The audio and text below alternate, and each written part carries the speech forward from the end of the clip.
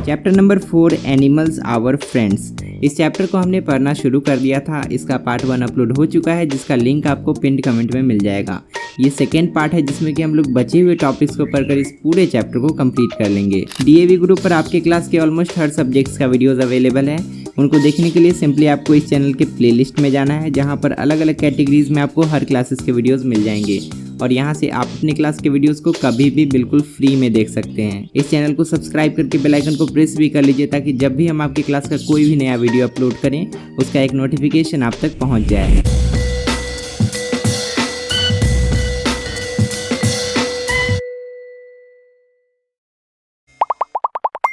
पिछले क्लास में हमने यहाँ तक के सभी टॉपिक्स को पढ़ लिया था। ये सब आपको पार्ट 1 में मिल जाएगा।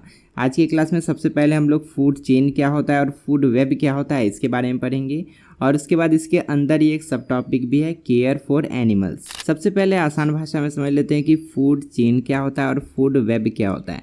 अगर आप अपने आसपास के इन्वायरमेंट में ही देखेंगे तो आपको बहुत सारे ऐसे एनिमल्स मिलेंगे, प्लांट्स मिलेंगे, जो कि दूसरे प्लांट्स या एनिमल्स को खाते हैं।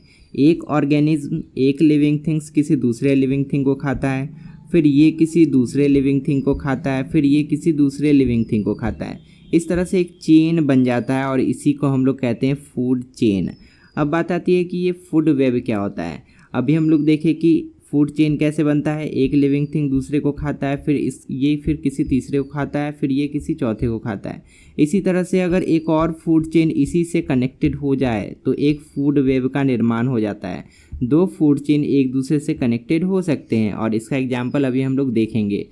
फूड चेन को डिफाइन करने के लिए हम लोग सिंपली बोल सकते हैं, food chain is a process of who Yeats home, मतलब कौन किसको खाता है, इसी प्रोसेस के बारे में हमें पता चलता है फूड चेन से। तो इसको आप अंडरलाइन कर लीजिएगा और इसका डेफिनेशन याद कर लीजिएगा। एक फूड चेन को देखकर हमें पता चलता है कि जितने सारे लिविंग ऑर्गेनिज्म हमारे धरती पर रहते हैं उनको उनका फूड कैसे मिलता है। एग्जाम्पल के लिए अगर हम लोग देखें तो लीव्स को कैटरपिलर खा जाते हैं, फिर कैटरपिलर को फ्रॉग खा जाता है, फ्रॉग को स्नेक खा जाता है और स्नेक को आउल खा जाता है, और इस तरह से एक फूड चेन का निर्माण हो जाता है। If we destroy one link in a food chain we might end up by destroying the whole food chain.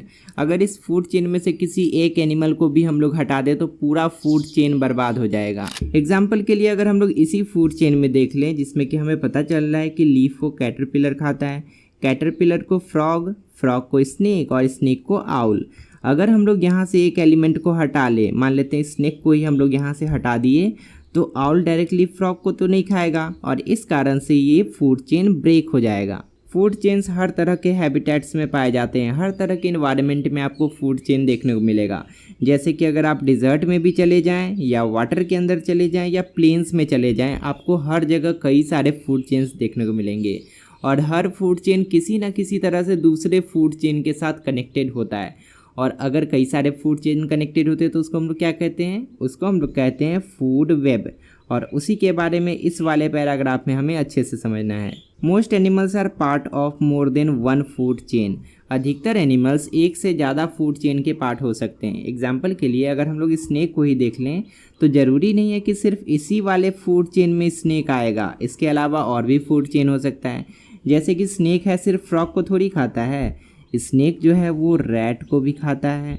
और रैट क्या खाता है, रैट खाता है ग्रेन्स, अनाज को खाता है रैट। और ग्रेन्स कहाँ से आता है, ग्रेन्स आता है प्लांट से। तो इस तरह से एक नया फूड चेन बन गया और इस फूड चेन का भी पार्ट हो गया स्नेक। तो ऐसे आप समझ सकते हैं कि एक एनिमल या एक प्लांट कई सारे फूड चेन के पार्ट हो सकते हैं। They also eat more than one kind of animals in order to meet their food requirements. और वो एक से ज़्यादा टाइप के, एक से ज़्यादा प्रकार के एनिमल्स को खा सकते हैं अपने फूड रिक्वायरमेंट को फुलफ़िल करने के लिए। जैसे कि स्नेक फ्रॉग को भी खाता है और स्नेक रैट को भी खाता है। Such interconnected food chains form a food web. और इसी तरह से जब दो या दो से अधिक फूड चेन्स कनेक्टेड हो जाते हैं उसके बाद फूड वेब बनकर तैयार हो जाता है। तो फूड वेब को डिफाइन करने के लिए आपको इस वाले पैराग्राफ को पूरा लिखना पड़ेगा। इसको आप समझकर अच्छे से याद कर लीजिएगा। Food web show how plants and animals are interconnected in many ways to help them survive in nature. Food web को देखकर हमें पता चलता है कि कैसे जितने सारे प्लांट्स और एनिमल्स हमारे धरती पर हैं वो किसी न किसी तरह से दूसरे प्लांट्स और एनिमल्स के साथ इंटरकनेक्टेड हैं। इस नेचर में सर्वाइव करने के लिए एक एनिमल को किसी न किसी तरह से दूसरे प्लांट और एनिमल की जरूरत पड़ती है। इस वाले फिगर में देखिए एक बड़ा सा फूड वेब बना कर दिया गया है और आपसे कहा जा रहा है try to make at least 5 food chains from the given food web.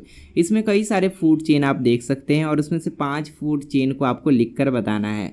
4 हम बता देते हैं और एक जो फूड चेन बचेगा उसको आपको कमेंट में लिखकर बताना है। पहला फूड चेन आप यहाँ से स्टार्ट कर सकते हैं। ग्रीन प्लांट के लीव्स को बकरी खा जाती है और बकरी को लायन खा जाता है, तो एक फूड चेन यहाँ बन गया। उसी तरह से दूसरा फूड चेन आप ऐसे कर सकते हैं, ग्रीन प्लांट को बकरी खाई, बकरी को जैकल खाया और जैकल को लायन खाया, तो दूसरा फूड चेन हो गया। उसके बाद तीसरा फूड चेन आप यहाँ पर देख सकते हैं, ग्रीन प्लांट को रैबिट खाता है, रैबिट को जैकल खाता है, जैकल को लायन खा जाता है, तो इस तरह से 3 फूड चेन हो गया। उसके बाद एक चौथा फूड चेन यहाँ पर बनेगा, ग्रीन प्लांट से जो ग्रेन्स होते हैं उसको रैट खाता है, रैट को वाइल्ड कैट खा जाती है, वाइल्ड कैट को लायन खा जाता है। केयर फॉर एनिमल्स, इस टॉपिक के अंदर हमें पढ़ना है कि जानवरों की देखभाल करना हमारे लिए कितना ज़रूरी है।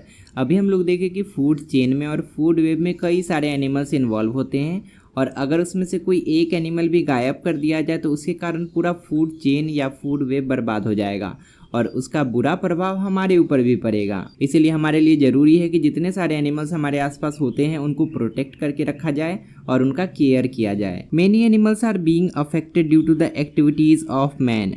इंसान के क्रियाओं के कारण, ह्यूमन एक्टिविटीज़ के कारण कई सारे एनिमल्स पर बुरा इफेक्ट पड़ता है, उन पर बुरा प्रभाव पड़ता है और फूड चेन के बर्बाद होने से हमें फूड वेब में भी डिस्टर्बेंस देखने को मिलता है। ऑब्वियस सी बात है कि फूड चेन से ही फूड वेब बनता है और अगर फूड चेन खराब होगा तो फूड वेब भी खराब हो जाएगा। All such activities would in turn affect man also, और ये सब काम जो ह्यूमन कर रहा है ना, इसका बुरा प्रभाव सिर्फ प्लांट्स और एनिमल्स पर ही नहीं, इसका बुरा प्रभाव घुमा फिरा कर ह्यूमन पर भी पड़ेगा। It is important for all of us to be more considerate towards animals, इसीलिए हमारे लिए ज़रूरी है कि हम लोग एनिमल्स के बारे में थोड़ा सीरियस हो जाएं और उनको प्रोटेक्ट करने के बारे में सोचें। We should not be cruel towards them, और हमें क्रूएलिटी नहीं दिखाना चाहिए एनिमल्स के साथ, चाहे कोई भी एनिमल हो, हमें उनके साथ अच्छे से बिहेव करना चाहिए और हमें किसी भी एनिमल्स को मारना नहीं चाहिए। Here is what we can do to prevent cruelty to animals. Animals पर होने वाले क्रूएलिटी को रोकने के लिए हम लोग क्या क्या कर सकते हैं, उसी के बारे में पॉइंट वाइज यहाँ पर बताया गया है। यहाँ पर जितने भी पॉइंट्स को हम लोग डिस्कस करेंगे उसमें से कम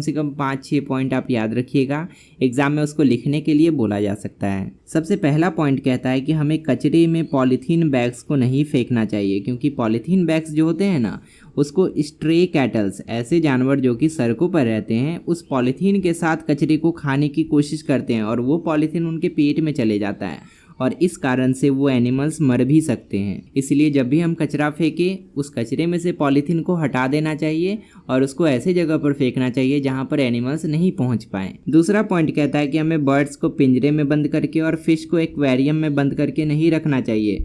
इस कारण से वो ट्रैप्ड फील करते हैं, अपने आप को फंसा हुआ फील करते हैं और उनका लाइफ स्पैन घट जाता है। अगर उनको 10 साल जीना था तो उनका लाइफ घट के 8 साल या 7 साल ही हो जाता है। तीसरे पॉइंट में कहा गया है कि जब भी हम लोग कहीं पर विजिट करते हैं, जैसे कि हम लोग फॉरेस्ट में जाते हैं या पार्क में जाते हैं या गार्डन में जाते हैं, तो वहाँ पर हमें कई सारे घोंसले मिलते हैं। तो घोंसले में से हमें चिड़ियों के अंडों को हटाना नहीं चाहिए। अगर हम लोग अंडे को हटा देंगे तो उससे बच्चे नहीं निकलेंगे और उससे भी पॉपुलेशन कम हो जाता है पक्षियों का। फोर्थ पॉइंट सबसे इम्पॉर्टेंट है और इसे हम सबको फॉलो करना चाहिए। Put some water in an earthen bowl to keep it outside, especially during summers. खासकर गर्मी के दिनों में हमें एक बाउल में पानी रख के बाहर रख देना चाहिए या तो छत पे रख देना चाहिए। जब आप ऐसा करेंगे तो आप देखेंगे कि कई सारे बर्ड्स आते हैं और उसको पीते हैं और अपनी प्यास बुझाते हैं। स्पेशली शहरों में क्या होता है कि बर्ड्स को पानी नहीं मिल पाता है। गांव में तो कई सारे नदी तालाब होते हैं, वहाँ से पी लेते हैं, लेकिन शहरों में नहीं मिल पाता है।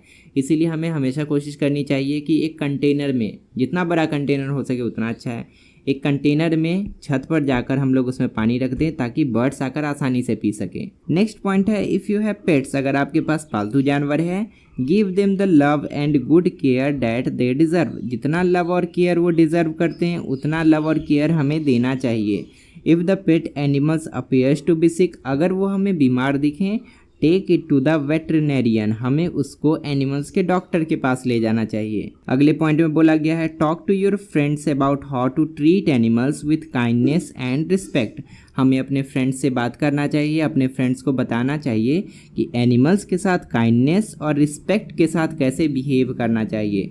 B a good role model, और हमें एक ऐसा रोल मॉडल बनना चाहिए, हमें एक ऐसा इंसान बनना चाहिए कि हमसे देखकर दूसरे सीखें कि अच्छा ये बंदा है एनिमल्स के साथ अच्छा बिहेव करता है। सबसे अंतिम पॉइंट है visit and support your local animal rescue organisation. बहुत सारे ऐसे ऑर्गेनाइजेशन होते हैं, आपके आसपास में बहुत सारे ऑर्गेनाइजेशन होंगे जो कि एनिमल्स की मदद करते हैं। स्पेशली अगर ठंड के दिनों में देखें तो बहुत सारे स्ट्रे डॉग्स होते हैं जो कि बहुत प्रॉब्लम्स को फेस करते हैं, और उनको प्रोटेक्ट करने के लिए, उनको शेल्टर देने के लिए, उनको फूड देने के लिए कुछ ऑर्गेनाइजेशन काम करते हैं।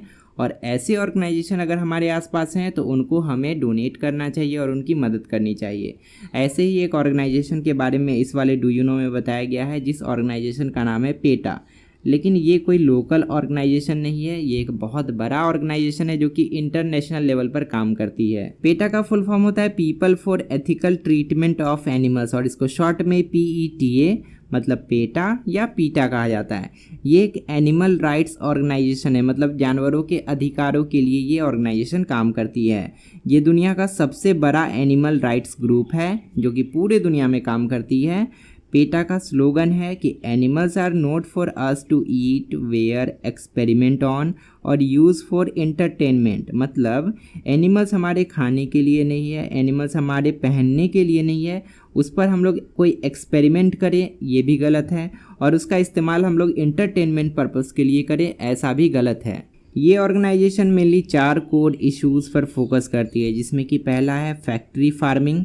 बहुत सारे एनिमल्स को एक जगह रखकर एक बड़े से हॉल में उसका फार्मिंग किया जाता है, उसको पाला जाता है ताकि इसको बेचकर पैसा कमाया जा सके। इसके अगेंस्ट है पीटा। पीटा के हिसाब से ऐसा नहीं करना चाहिए।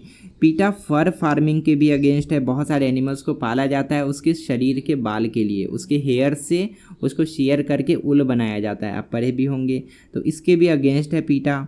पीटा एनिमल टेस्टिंग के भी अगेंस्ट है, मतलब कोई भी जब नया दवाई बनता है या वैक्सीन बनता है तो सबसे पहले उसको एनिमल्स पर ही टेस्ट किया जाता है, तो इसके भी अगेंस्ट है। पीटा के हिसाब से ऐसा नहीं करना चाहिए। और सबसे अंतिम है animals in entertainment. Entertainment purpose के लिए जो एनिमल्स का इस्तेमाल किया जाता है उसके भी अगेंस्ट है पीटा। आप देखिएगा सर्कस में बहुत सारे एनिमल्स का इस्तेमाल होता है। रोड्स पर जो मदारी आते हैं वो बंदर को नचाते हैं, तो उस तरीके से जो एनिमल्स का इस्तेमाल होता है उसके भी खिलाफ है पीटा। पीटा का फुल फॉर्म भी एग्जाम में पूछा जा सकता है, people for ethical treatment of animals, तो इसको अंडरलाइन करके आप याद भी कर लीजिएगा। फाइनली इस पूरे चैप्टर को हमने कंप्लीट कर लिया, और आपको किस चैप्टर का एक्सप्लेनेशन चाहिए आप कमेंट करके बताइएगा। अब तक साइंस के जितने भी चैप्टर्स को मैंने कंप्लीट करवा दिया है उनके लिस्ट को ओपन करने के लिए लेफ्ट साइड में क्लिक कीजिए, और इसके बाद वाले क्लास का वीडियो देखने के लिए राइट साइड में क्लिक कीजिए। फिलहाल इस वीडियो में इतना ही, मिलते हैं अगली क्लास में बहुत सारे नए टॉपिक्स, नए कॉन्सेप्ट के साथ। तब तक के लिए अपना ध्यान रखिए और अच्छे से पढ़ाई करते रहिए।